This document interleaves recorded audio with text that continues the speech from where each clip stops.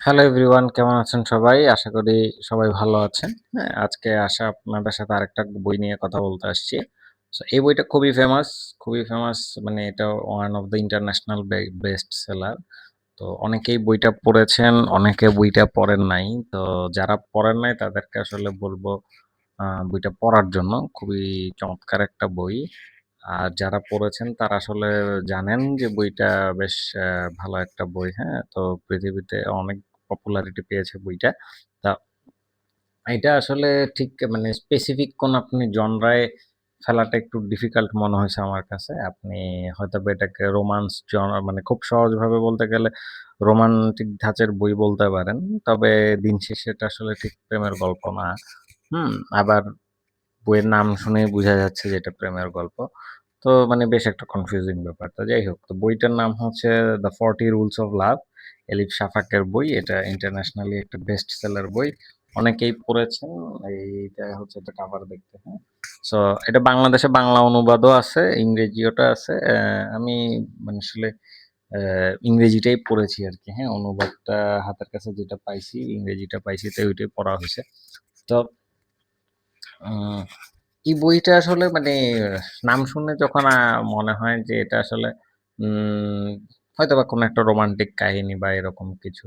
কিন্তু আসলে পড়তে গেলে মনে হয় যে এটা আসলে ঠিক যতটা না প্রেমের গল্প তার চেয়ে এটা আসলে হচ্ছে একটা মানে আধ্যাত্মিক একটা জার্নির কথা, হ্যাঁ? তো বইটা আসলে শুরু হয় বা বইটা আসলে ২ টা সময়কে ধরে গল্প মানে শুরু হয়েছে বা চলেছে। একটা হচ্ছে বর্তমান সময় বা আধুনিক সময়, হ্যাঁ? যেখানে এলা নামে একজন গৃহিণী আছে, আমেরিকায় থাকছে। সে তার অ্যা হাসব্যান্ড আর ৩ সন্তান নিয়ে।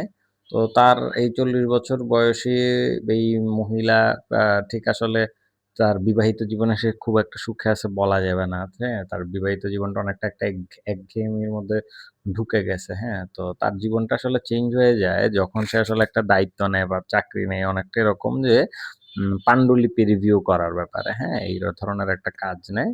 তখন আসলে তার কাছে এসে পৌঁছায় অ্যা একটা বইয়ের পান্ডুলিপি, হ্যাঁ? তো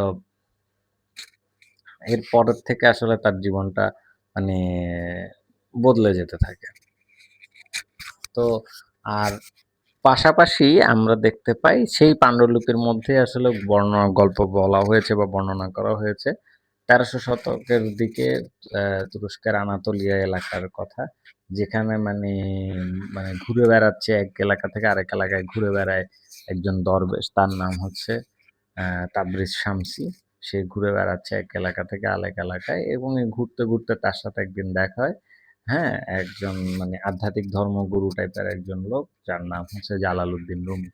তো এই জালালউদ্দিন রুমির সাথে তাবরিজ শামসীর যে পরিচয় এবং এরপর থেকে তাদের দুজনের মধ্যে যে সম্পর্কটা আস্তে যেভাবে ডেভেলপড হয়, হ্যাঁ? তো এইটাই হচ্ছে এই ২ টা গল্প। এই ২ টা গল্পই আসলে প্যারালালি একটার সাথে আরেকটা মানে চলেছে। সো এখন তাহলে আসলে মানে বইয়ের মধ্যে যেটা আছে যে 40 রুলস অফ লাভ এই বা এইটার আসলে মানে তাহলে কোত্থেকে আসলো? ব্যাপারটা হচ্ছে এই আস তাবির শামসী আসলে মানে যখন এই রুমির সাথে তার আ যে মানে সম্পর্কটা আস্তে ডেভেলপড হয় বা তাদের ২ জনের মাঝখানের ইন্টারেকশন আলোচনাগুলো, হ্যাঁ? আধ্যাত্মিকভাবে বা যেটা, সেখানেই আসলে বিভিন্ন কথা প্রসঙ্গে একটা করে এই যে রুলস গুলো আসতে থাকে, হ্যাঁ? এবং এগুলো মানে যতটা না আসলে মানে প্রেমের থেকে বড় কথা হচ্ছে যে এটা একটা মানে নিজেকে নতুনভাবে জানার, নতুনভাবে আবিষ্কার করার। মানে ভালোবাসা শুধু আরেকজনের প্রতি না, নিজের প্রতি, হ্যাঁ? বা স্রষ্টার প্রতি, হ্যাঁ? প্রকৃতির প্রতি সবগুলো মিলেই আসলে এই ভালোবাসা বা ভালোবাসার যেই নিয়মগুলো।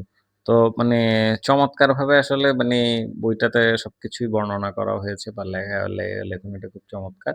তো এবং পড়তে যে একটা আসলে আধ্যাত্মিক জার্নিটা তৈরি হয় সেটা আসলে মানে বেশ মানে ইন্টারেস্টিং একটা ব্যাপার। তো এবং যারা আসলে রুমির ব্যাপারে জানেন না বা রুমির বই পড়েন নাই, হ্যাঁ? রুমির লেখা পড়া হয় নাই বা রুমির তারাও আসলে মানে তাদের কাছে অনেকের কাছে এটা পছন্দ হতে পারে যে মানে বিগিনার লেভেল আরকি, যে রুমির ব্যাপারে কিছুই জানি না, এই বইটা পড়ে দেখতে পারি। সেই ক্ষেত্রে আসলে রুমির প্রতি একটা বা রুমির ব্যাপারে একটা ধারণা তৈরি হবে। এরপরে আরো হয়তোবা মানে ডিপ ভাবে বা আরো ডিটেইলস এর পড়াশোনা করা যাবে সেই ক্ষেত্রে। তো এইটা একটা জিনিস হতে পারে। এছাড়া এলার যে কাহিনীটা সেটা একটু আসলে টিপিক্যাল, হ্যাঁ, টিপিক্যালি বলা লাগবে যে মানে একটা একঘেয়ে জীবন থেকে আসলে সে কিভাবে নতুন করে নিজেকে আবিষ্কার করলো বা ট্রান্সফর্ম হলো এবং আ সেইভাবে করে আসলে জীবনকে সে এগিয়ে নিতে থাকলো। এটা একটু মানে টিপিক্যাল বা মানে গতানুগতিকই মনে হবে। তবে এক্সিকিউশনটা বেশ ভালো হওয়ার কারণে এটা আসলে বোরিং লাগে নাই। আর তবে মানে মেইন যে জার্নিটা রুমি এবং তাবরিজ শামসীর এই জার্নিটা খুব অসাধারণ। তো ফিল্মে আসলে প্রচুর চমৎকার, চমৎকার কোটেশন আছে বা ডায়ালগ আছে যেটা আসলে মানে পড়লেই মনে হয় যে অনেকের কাছে মনে হবে যে আচ্ছা এইটা কোথাও নোট করে রাখি, কোথাও টুকে রাখি। হ্যাঁ? খুব আগ্রহী কেউ হয়তোবা বলবে যে আচ্ছা ঠিক আছে বাছাই করে রাখি। সো এরকম প্রচুর এগুলো বলে আসলে কাভার করা যাবে না। তো সব মিলিয়ে আসলে খুব চমৎকার বই।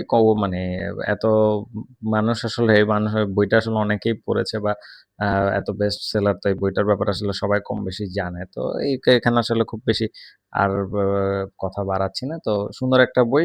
সকা আশা করি আপনারা যারা এটা পড়েন নাই তারা পড়ে দেখতে পারেন। এটা খুব ইন্টারেস্টিং একটা বই। আর যারা পড়েছেন তারাও আসলে আপনাদের মতামত জানাইতে পারেন।